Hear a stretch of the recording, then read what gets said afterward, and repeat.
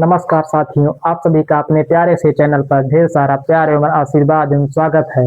तो दोस्तों, हम आशा करते हैं आप लोग स्वस्थ मस्त एवं अपनी पढ़ाई को लेकर व्यस्त होंगे। तो कल हम लोगों ने जाना था 11 से विभाज्यता के नियम के बारे में, 25 से पता और 125 से 9 से 6 से विभाज्यता के नियम के बारे में।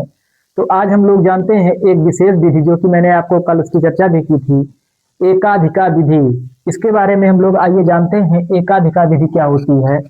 तो जैसे आपके अभी हाल ही में एनटीपीसी का एग्जाम हुआ था 2025 में, उसमें सीधा दे दिया गया था कि कोई संख्या दी गई थी और उसमें पूछा गया था कि यह संख्या 71 से विभाज्य है कि नहीं। किसी किसी से उसमें पूछा गया था संख्या 87 से विभाज्य है कि नहीं, 41 से विभाज्य है कि नहीं, 39 से विभाज्य है कि नहीं। तो बहुत से लोग उसको छोड़ करके आगे बढ़ गए थे, और जिसको आ रहा होगा, मतलब आया है या नहीं आया है, तो उसको मान लो चलो ठीक है।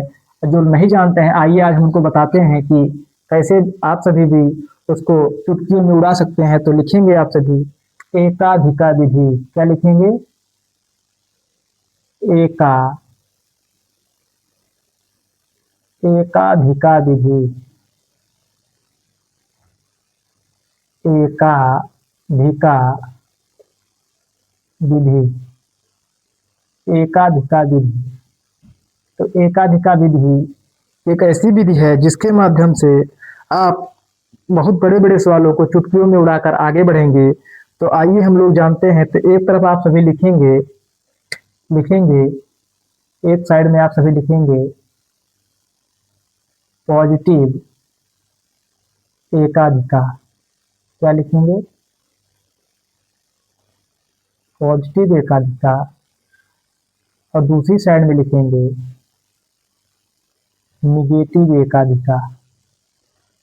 क्या लिखेंगे? निगेटिव एकाधिकार।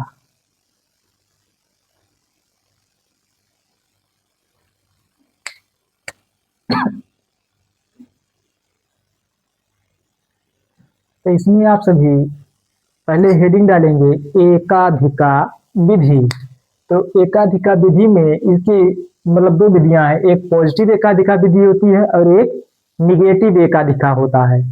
तो हम लोग जानेंगे पॉजिटिव एकाधिकार के बारे में। तो लिखेंगे, मान लो कोई संख्या आपको दी रहेगी कि पूछेगा कि यह संख्या इससे विभाज्य है कि नहीं। तो आइए हम लोग आज जानते हैं उसी विधि के बारे में। तो लिखेंगे, मान लो कोई संख्या है, मान लो आपको एग्जाम में पूछेगा, हम संख्याएं पहले लिखते हैं 19, 29, 39, 49, 59, 69। मान लो मैंने 69 तक आपको लिखाया, कोई संख्या है, मतलब इसी प्रकार 79 भी होगी, 89 भी होगी, 99। मान लो 99 का मैंने आपको बता ही भी दिया। तो इसी प्रकार इसमें भी लिखेंगे निगेटिव एकाधिकार में। तो इसमें लिखेंगे, मान लो कोई संख्या है, इसमें लिखेंगे, मान लो कोई संख्या इसमें है, लिखेंगे आप सभी 21। मान लो संख्या है 21, 31, 41, 51, 61, 71। तो 71, 81 भी लिख लीजिए आप, 81 लिख लीजिए। तो पॉजिटिव एकाधिकार और निगेटिव एकाधिकार के बारे में जानते हैं। जैसे आपको आपके मतलब एग्जाम में सवाल आएगा कि कोई संख्या दी रहेगी कि वह संख्या 21 से विभाज्य है कि नहीं, 31 से विभाज्य है कि नहीं। सीधा पूछ लेगा 61 से, 71 से, या इधर पूछेगा 69 से या 59 से विभाज्य है कि नहीं। बहुत बड़ी बड़ी संख्याएं रहेंगी, तो उसमें आप सभी को परेशानी आती है, भाग देने में काफी टाइम लग जाता है। तो आज हम उसी का एक निचोड़ लेकर आए हैं। तो आइए हम लोग जानते हैं उसके बारे में। तो लिखेंगे पॉजिटिव एकाधिकार में, पॉजिटिव एकाधिकार में मान लो 19 है, इसमें हम लोग एक जोड़ेंगे, इसमें भी एक जोड़ेंगे और इसमें एक जोड़ेंगे। मतलब जितनी संख्याएं सब में एक जोड़कर, एक जोड़ेंगे, पहले एक जोड़ेंगे। तो इसमें हम कितना प्राप्त हो रहा है एक जोड़ने पर?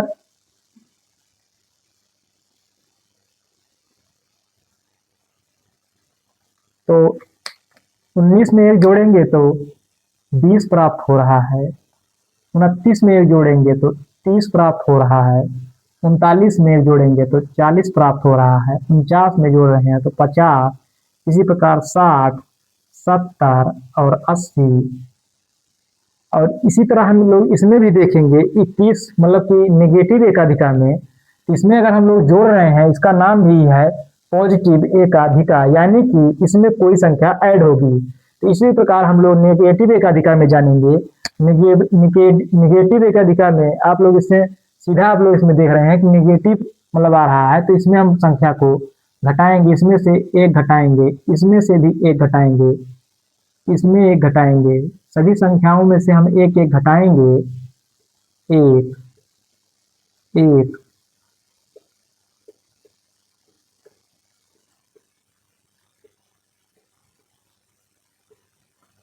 तो देखेंगे घटाने पर हमें संख्या क्या प्राप्त हो रही है। 21 में से एक गया 20, 31 में से एक गया 30, 41 में से एक गया 40, 51 में से एक गया 50, इसी प्रकार 60, 70 और 80। तो हम लोगों ने क्या जानना एकाधिका विधि में कि एक इसके दो पार्ट हैं, एक पॉजिटिव एकाधिका और एक निगेटिव एकाधिका। हमने पॉजिटिव एकाधिका में बताया कि मान लो कोई संख्या है 19, 29, 39, 49, 59, 69, 79, तो इसमें हम लोग एक जोड़ेंगे और उसके बाद जो संख्या प्राप्त हो रही है उसको हम लोग ऐड मतलब जोड़ेंगे। मान लो संख्या 20 प्राप्त हो गई, 30 हो गई, 40, 50, 60, 70, 80। तो एक चीज और आप लोग ध्यान में रखेंगे कि ये जो संख्या है, जीरो को छोड़ देंगे, ये जो संख्या है दहाई अंक पर, मतलब कि दहाई अंक पर जो संख्या है, इसे हम लोग बोलते हैं सीड नंबर। क्या बोलते हैं? Seed number. इसे भी हम लोग सीड नंबर बोलेंगे। 4 को भी सीड नंबर बोलेंगे। 5 सीड नंबर है, 6 सीड नंबर है, 7 सीड नंबर है, 8 सीड नंबर है। ये सीड नंबर बहुत ही इंपॉर्टेंट होने वाला है, अभी मैं आपको बताएंगे उदाहरण के जरिए। तो हम लोग ये जानेंगे कि 2 को हम लोग सीड नंबर बोलेंगे, यानी कि दहाई अंक को हम लोग सीड नंबर बोलेंगे। इसी प्रकार हम लोग 2 को भी सीड नंबर बोलेंगे। क्या बोलेंगे? इसमें भी सीड नंबर। आप सभी के मन में एक सवाल उठ रहा होगा कि इसमें भी 20, 30, 40, 50, 60, 70 है, इसमें भी 20, 30, 40, 50, 60, 70 है। तो ध्यान में रखिएगा, ये पॉजिटिव एकाधिका है और ये निगेटिव एकाधिका है। पॉजिटिव एकाधिका में हमने एक जोड़ा तब 20 प्राप्त हो रहा है, और 21 में हमने एक घटाया तब 20 प्राप्त हो रहा है। तो इस प्रकार आप सभी ध्यान में रखेंगे कि मान लो कोई संख्या 21 है, मतलब कोई संख्या दी रहेगी, पूछेगा कि संख्या 21 से विभाज्य है कि नहीं, तो इसमें आप सभी को एक नियम और पता चल जाएगा। 7 से 7 त्रिक 21। तो 3 का नियम मैंने आप सभी को बताया होगा कि संख्याओं को जोड़ने पर ये संख्या 3 से विभाजित हो जा रही है, तो पूरी संख्या 3 से विभाजित हो जाएगी। इस प्रकार जो संख्या मतलब कि 3 से विभाजित होगी तो पूरी संख्या 21 से भी विभाजित हो जाएगी। बचा 7 का विभाज्यता का नियम, तो उसके लिए ये नियम बहुत ही जरूरी है। तो इस प्रकार हम लोग जानेंगे 21 से विभाज्यता के नियम के बारे में। तो पहले इसको लिख लेते हैं हम लोग। 3 को सीड नंबर बोलेंगे, 4 इसमें सीड नंबर है, 5 सीड नंबर है, 6 सीड नंबर है, 7, 8।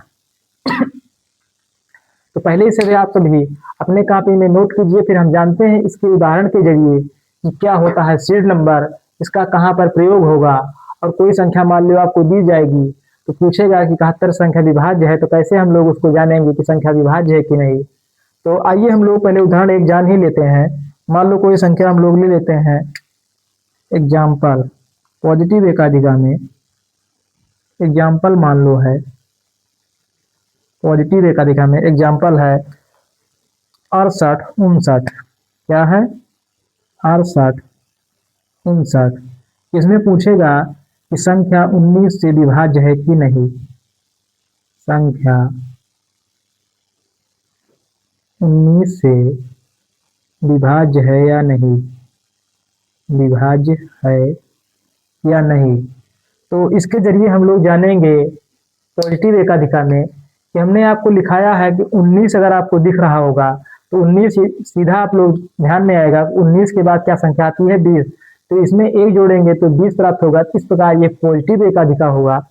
तो आइए हम लोग जानते हैं। मान लो संख्या हमने क्या बताया आपको 68, 59। यह संख्या हमने बताया आपको कि 19 से भाग विभाजित है कि नहीं। तो इसमें हम लोग पहले एक जोड़ेंगे, प्लस एक करेंगे तो संख्या क्या प्राप्त हो रही है, 20। हमने आपको लिखाया था कि इकाई के बाद जो दहाई अंक होता है उसे सीड नंबर बोलते हैं। क्या बोलते हैं, सीड नंबर। तो सीड नंबर बोलते हैं। और सीड नंबर में ध्यान देना, जो संख्या होगी उसको हम सभी, जो संख्या दी रहेगी, जी मतलब पूछा रहेगा कि ये संख्या 19 से विभाजित है कि नहीं, 19 है, 29 है, 39 है, कोई भी संख्या होगी तो उसमें एक जोड़ेंगे। उसको जोड़ने के बाद जो संख्या प्राप्त होगी, सैकड़ा मतलब की इकाई दहाई के अंक पर जो अंक होगा उसे हम सीड नंबर बोलेंगे। उस सीड नंबर को इस आखिरी अंक से गुणा करेंगे। गुणा करने के बाद एक अंक छोड़ करके हम लोग लिखेंगे तो 9 दूनी 18 कितना प्राप्त हो रहा है, 18। तो हम लोग इसको जोड़ेंगे, मतलब लिखेंगे 8 5 13, 8 1 9, 8 1 9 1 10, 6 1 7। तो 703 प्राप्त हुआ। अब इसी प्रकार फिर हम संख्या को, मतलब आखिरी संख्या को 2 से गुणा करेंगे तो 3 दूनी 6 प्राप्त होगा। तो देखेंगे आप सभी, 6 का नम 6 प्लस 7। तो हमने देखा कि 19 चौक 76। तो अगर आपको 19 का पहाड़ा आता रहेगा तो आप लोग टिक करके सीधा आगे बढ़ जाएंगे, आगे बढ़ने की जरूरत नहीं पड़ेगी। अगर नहीं पता है तो आइए हम एक स्टेप और आगे बढ़ते हैं। आखिरी का अंक कितना है देखेंगे आप सभी, 6 है। 6 को फिर हम 2 से गुणा करेंगे, 6 दूनी 12। कितना आ रहा है, 12। एक अंक छोड़ करके आपसे मानी कि इधर एक अंक छोड़ा, इधर भी एक अंक छोड़ा, इधर भी एक अंक छोड़ा। आखिरी के अंक में गुणा करेंगे सीड नंबर को, फिर एक स्थान छोड़ करके पॉजिटिव एकाधिका है तो इसमें इस तीनों संख्या में इसको जोड़ेंगे। फिर हम देखेंगे अगर 19 का मल्टीपल आ रहा है तो ठीक है, नहीं तो फिर हम आखिरी संख्या को सीड संख्या से गुणा करेंगे। 3 दूनी 6, 70 में 6 को जोड़ेंगे, 76 प्राप्त हो रहा है। 19 चौक 76 होता है। अगर किसी को 19 का पहाड़ा भी नहीं आता है तो इसका भी आगे मतलब स्टेप बढ़ेंगे। तो आखिरी के मतलब कि 76 को, मतलब 6 को 2 से सीड नंबर से गुणा करेंगे, 6 दूनी 12 प्राप्त होगा, प्लस 12। 12 में 7 को जोड़ेंगे तो 19 प्राप्त होगा। तो 19 में 19 का भाग लगाएंगे, 19 में 19 का भाग लगाएंगे तो पूरी संख्या 19 से विभाजित हो जाएगी। तो इस प्रकार एकाधिका, पॉजिटिव एकाधिका में मैंने आपको बताया कि अगर कोई संख्या दी रहेगी और आपसे पूछेगा कि संख्या 19 से विभाज्य है कि नहीं है, तो उस संख्या को पहले लिखेंगे, फिर हम उसके सामने एक तीर का निशान लगाकर 19 लिखेंगे। तो मैंने आपको सभी के दिमाग में हरदम ये बैठा रहना चाहिए कि 19 29 39, यानी कि आखिरी अंक अगर 9 है, मतलब आखिरी अंक अगर आपको 9 दिखाई दे रहा है तो उसमें तुरंत एक जोड़ेंगे। और आखिरी अंक आप सभी को एक दिखाई दे रहा है, इकाई अंक एक दिखाई दे रहा होगा तो उसमें से एक घटाएंगे।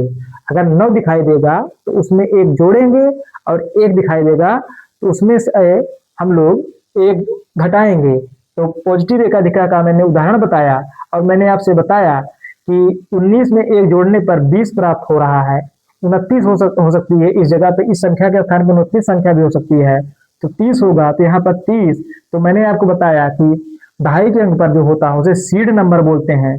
उस सीड संख्या को, जो संख्या दी है, उसमें से गुणा करेंगे और एक स्थान छोड़ करके उस संख्या को लिखेंगे, फिर हम जोड़ेंगे।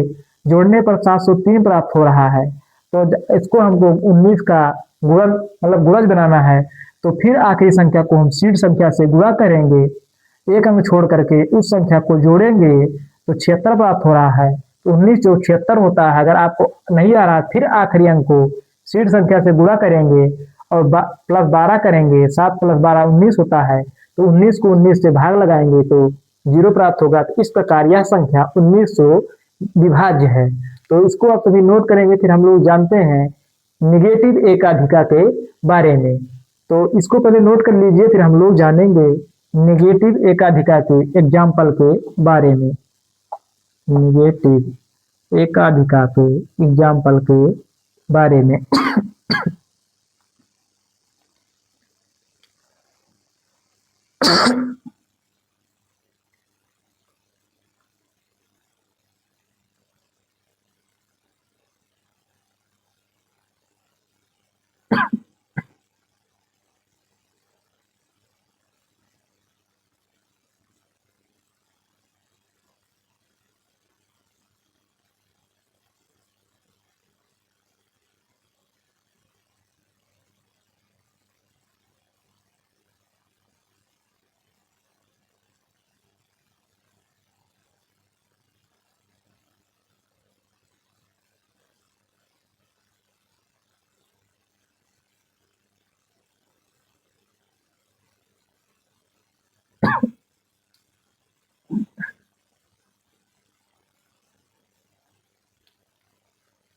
तो हम लोग जानते हैं निगेटिव एकाधिका के एग्जाम्पल के बारे में। तो जैसे मान लो आपको कोई संख्या दी है, मान लो 9261, 9261, इससे पूछ लेगा आप सभी को कि संख्या 21 से विभाज्य है कि नहीं, 21 से विभाज्य है कि नहीं, विभाज्य है कि नहीं। तो मैंने आपको बताया था पॉजिटिव एकाधिका में और निगेटिव एकाधिका में कि पहले हम संख्या को लिखते हैं 9261, उसके बाद जो संख्या को मतलब भाग देने के लिए बोला है उस संख्या को लिखेंगे। तो देखेंगे कि इकाई अंक 1 है कि 9 है।